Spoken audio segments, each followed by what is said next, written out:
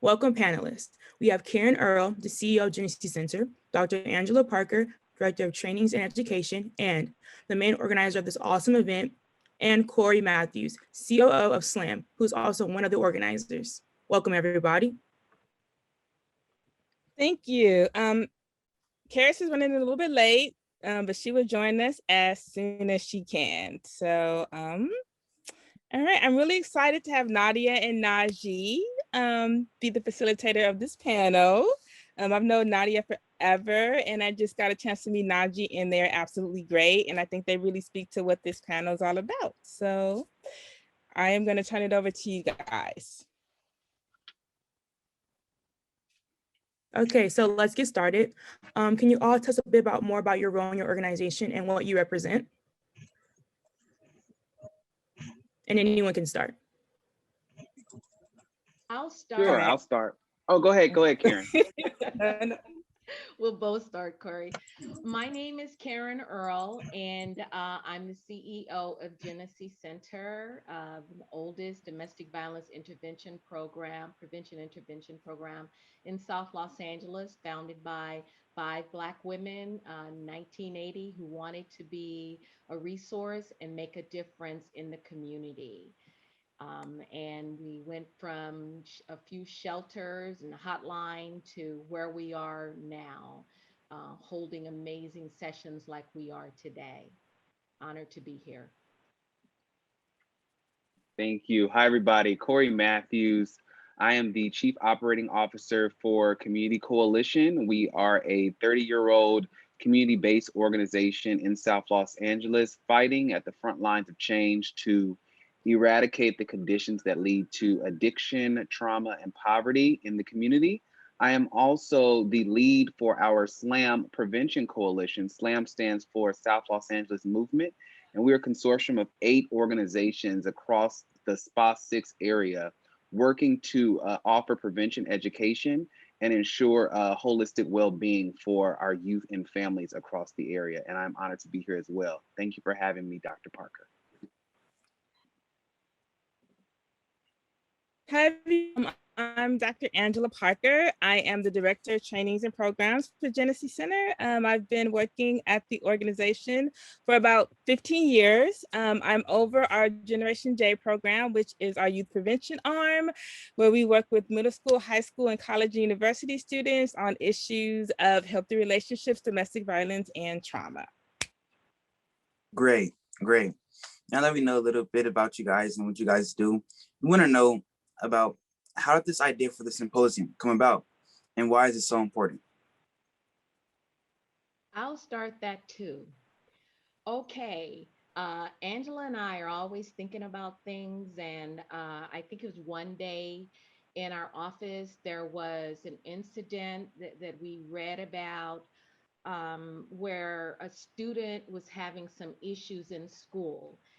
And then we really just start delving into what we already know, the assumption that our children are to show up in school, pencil sharpened, ready to go, and get all A's without taking into consideration their road from home to school, what they've gone through, what they've seen on in the street, and the trauma and the violence they've seen in their home, the poverty, all of those kinds of issues.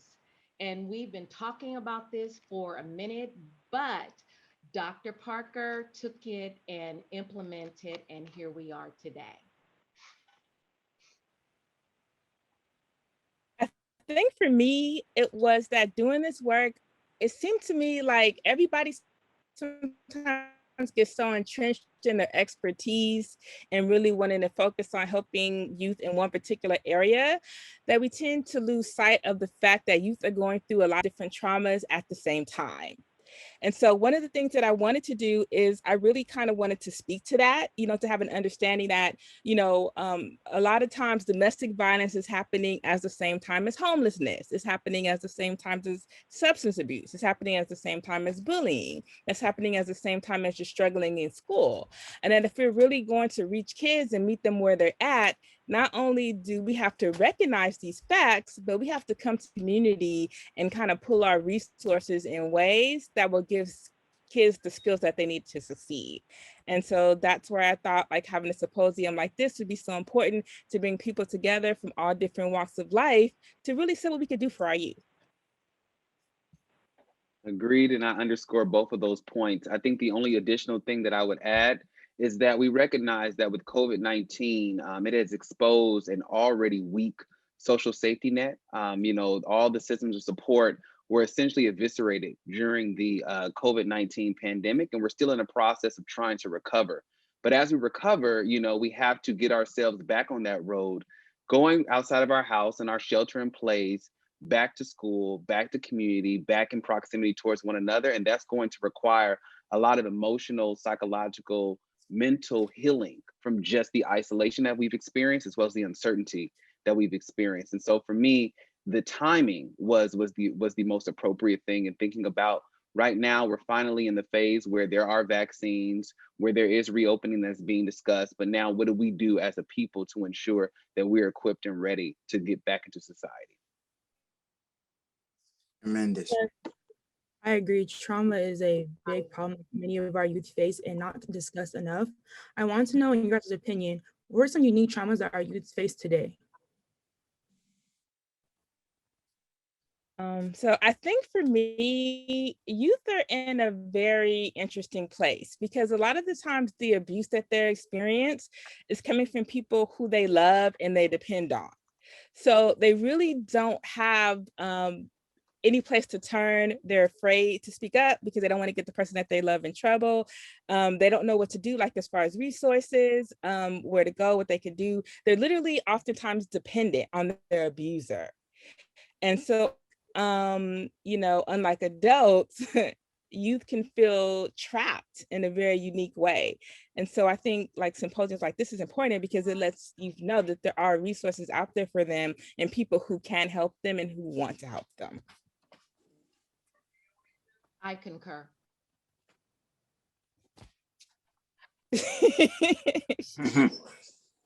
Sort of a mic drop there. The additional thing I'd say too is that it's a different time now. This generation of young people are the digital natives. It's the generation of young people who have access to far more information than we've ever had at you all's ages. And also, this is the time where we're trying to contend with a very large world, right, with so many different opportunities. And so I think more than anything, young people need caring adults to help guide them to whatever that next step is going to be. I also think that young people need to see that there's limitless potential and opportunities. There's new industries, new sectors, new businesses, new ideas that are just completely innovative, completely unheard of. And so as we begin to reimagine everything all together, how are young people really at the center of that? I think that's what a lot of folks are asking. Yeah, so. And I do kind of want to add on to what Cora was saying.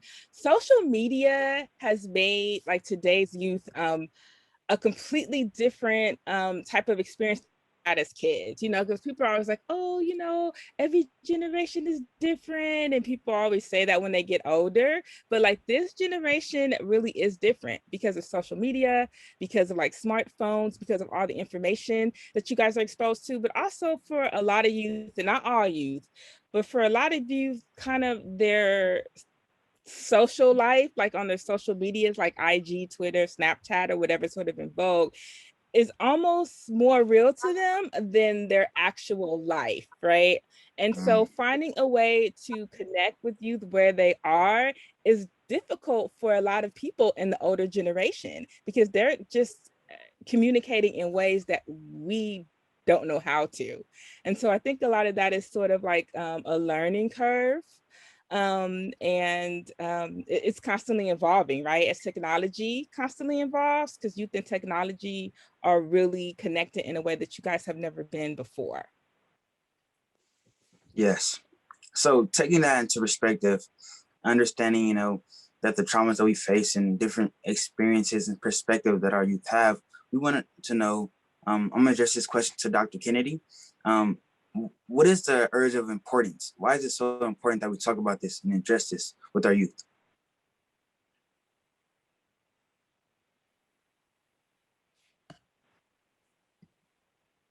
Sorry about that. I'm not on the panel.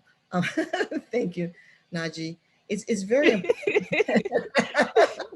Oh, You got drafted. You got drafted into the panel, Drafted Dr. into. Kennedy. oh my God.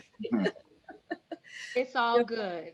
It's all good. The importance is, how do we connect back? I think Dr. Parker was bringing this up very clearly, that this time of social media and that becoming the realness, and then pandemic, which made that even more real. Now going back into what is connecting, how do we connect to one another? This is very critical, as we are connected humans, right? Humans have to learn how to connect. So I think that we're just all learning this together, and the next generation is connecting with the previous generation, and we're going to talk about that in the next panel. This is just something we're learning together. I don't have the ideal answer to this, but the fact that you're putting this panel together is just remarkable in and of itself. It's recognizing that this communication that we have to have together is so important. So I just really honor you guys for putting this together so we can ask these critical questions, make these decisions for ourselves. And so you guys are all speaking about the connection between youth and adults. I want to know, why do you guys think this symposium is so important and to bring both groups together, and how do you think both groups will benefit from this event tonight? Recently, I was talking with a mother with a child who's achieved so much. And she said, well, she doesn't believe she's achieved a lot. And her friends on social media don't believe she's achieved a lot. And she's suffering a lot of bullying. And I was just amazed. Well, sort of. And we talked about that, and in in the frame of parents need to know what's going on with their children, because the parents at home telling their children how wonderful they are, and then the world is telling them something different. And there's their peer pressure, and they begin to believe that they are not all of that. So it's important that we have opportunities like this where children, young adults, adolescents are with their parents. And one of the things that's so important to us at Jenesse is we recognize that the majority of our clients are children and young people. So it's very important that our programs recognize that, and that all that we do, our actions, highlight the role, that our actions are imperative and lift up the young people and the parents. I think for me, some of the things I've seen, sort of particularly in educational spaces, is that what you're doing is not going to work unless you have parents on board. You have to have parents buy in, and you have to have parents as your partner, because you could be doing all this training around healthy relationships and domestic violence, but if you send a youth at home where there's toxicity happening, every single thing you've done has been undone, right?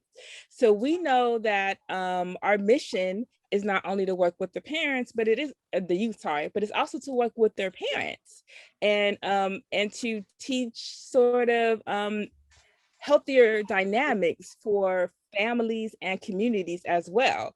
And in order to do that, you need to include everybody of every generation. Absolutely. And I'll just say this, you all, we collectively, intergenerationally experienced a very seismic shift to our reality. Everybody got rocked by COVID-19, whether you are as old as a baby boomer or as young as whomever comes after Generation Z. I don't think the generation's been named yet. We've all experienced it.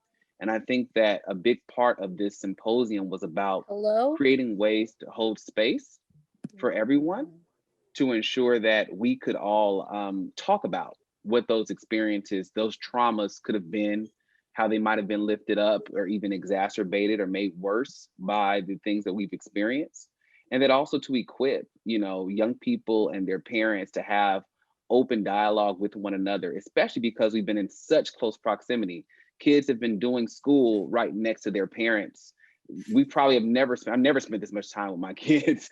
And so I think that that's just a big part of understanding, the reality that we're in now. In fact, we're going to have a parent workshop tomorrow as a part of this symposium around 10:30, just to talk about what is it like as a parent trying to navigate reopening? What is it like trying to talk to your young people about trauma and substance abuse, et cetera? And it's important that we're all in this space together. And oftentimes groups don't really do that, but we felt it was really important to do that. So I think that intergenerational is sort of the wave of the future, especially at a time like.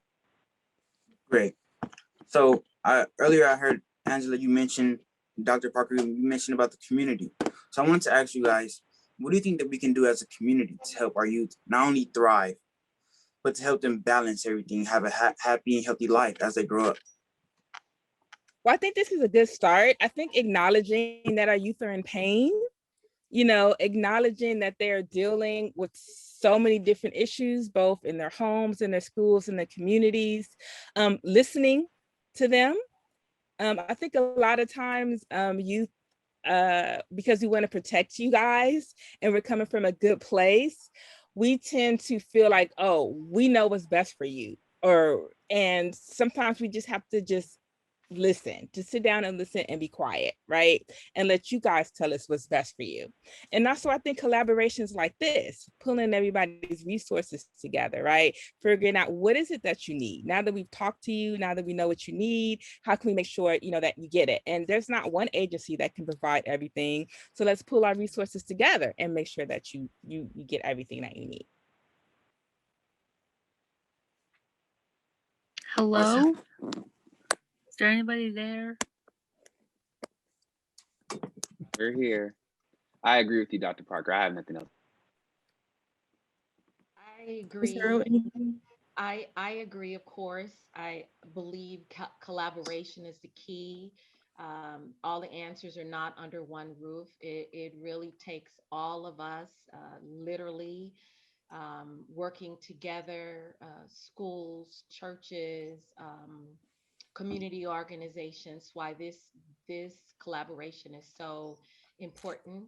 I was talking with a policymaker today and really emphasizing our work with young people, and he said he never thought of domestic violence intervention prevention programs focusing on youth.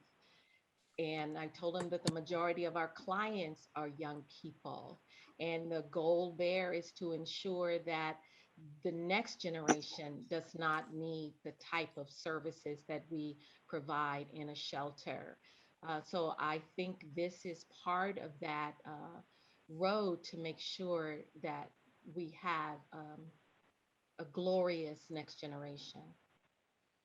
And I think like what Ms. Earl said is so interesting about that, because I think when people hear the term domestic violence, they get so focused on intimate partner violence that they don't see all the different types of violence that domestic violence is, right?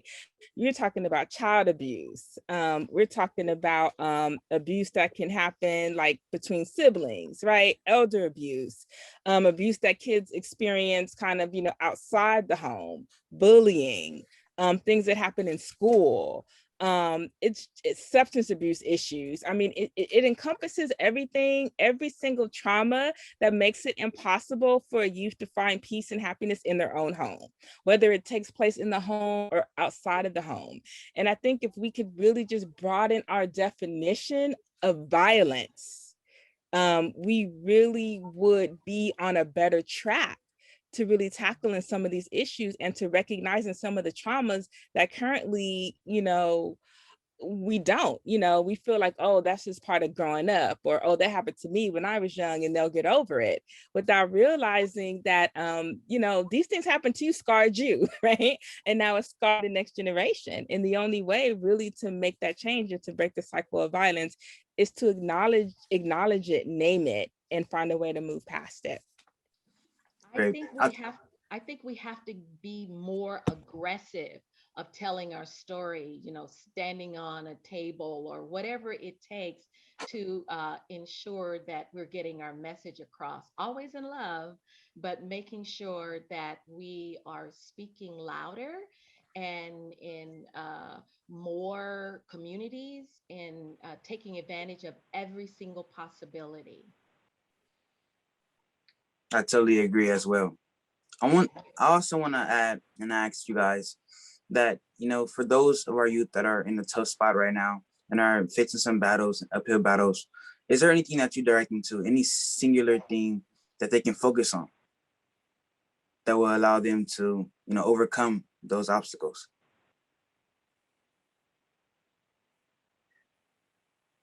I don't know if I could say one single thing, because I never feel like one single thing is the ticket. But one of the things that I have found is that it really begins with yourself, right? Self-love, self-knowledge. I have a friend that's always talking about, if you don't know who you are, then you're really not going to be able to function, in life. And I think one of the things is to really help our youth discover who they are, who they want to be, what do they deserve, right? What are their boundaries? I mean, a lot of times youth, they end up in these abusive situations because they don't realize that it's wrong, right? It's been normalized. And so what we have to do is we have to teach them, you guys, self-love, right? The importance of loving yourself, that you have value in this world, that you don't owe anybody your love, your loyalty, that these are things that people have to earn, right? And I think, just get everybody to see how fabulous you are, which is why we have those I am t-shirts, right? That you guys have, just to kind of like embrace that. I think that's the first step. I agree, Angela. That's why we work well together. Yeah, we do. But I'll add, sometimes we all, young people, everybody needs a little help in understanding how amazing they are. And in our community, it's why I appreciate all of the organizations, Jenesse, Community Coalition, Sharice Bremon's organization, other schools. When sometimes schools contact us to help families and young people who are going through a hard time. And when families coming to our shelter, I've seen the lives of children change. I've received a letter from a young man who said, I don't wear black all the time anymore. And they learn different kind of conflict resolution strategies, understand that whatever's happened to them is not their fault. And it's not done by themselves. Sometimes it's just not. It takes all of us.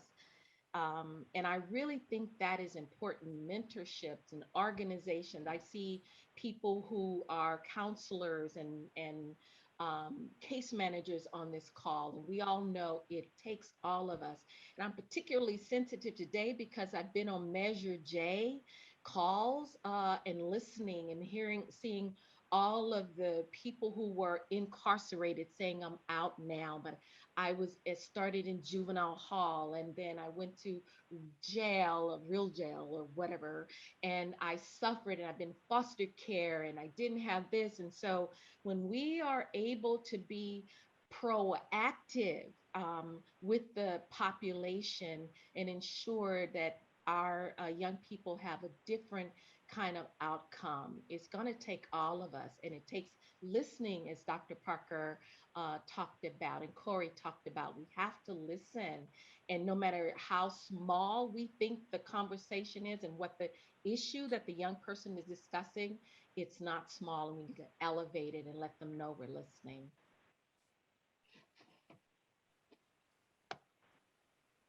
Well, thank you guys so much. That was amazing. Just a little plug. Jenesse Center / Generation J actually came to my school and did a self-love event, and it was amazing. And my whole school and myself learned so much, and we'd love you guys to come back.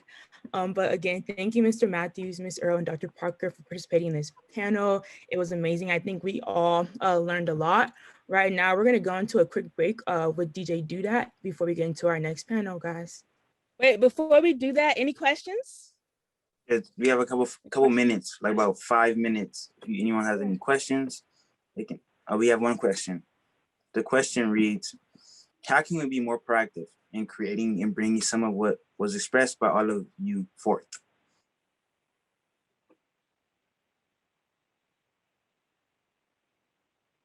I can go if you guys want. I'm a person. Oh, go ahead. Go ahead. Go ahead, I'm a Corey. person of action.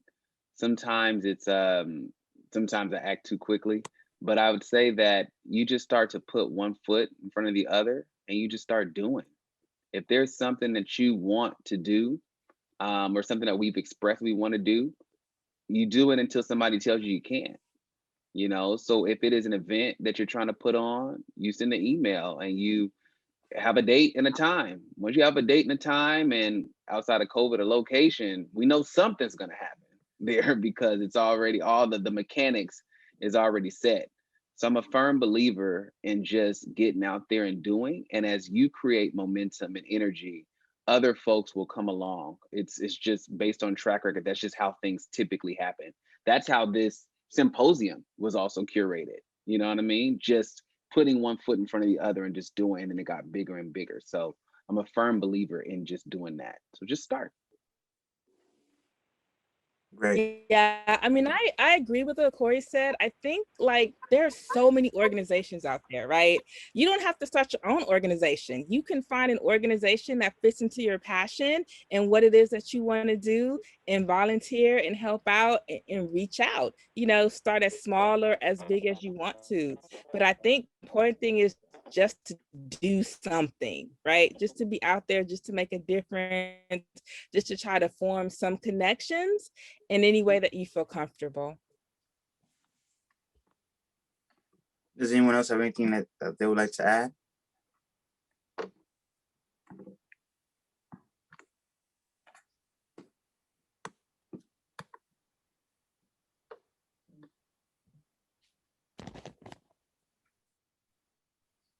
Okay, well, if there's nothing else, again, thank you, Mr. Matthews, Ms. Earl, and Dr. Parker for that panel. It was amazing. We're now going to hear music from DJ Do That.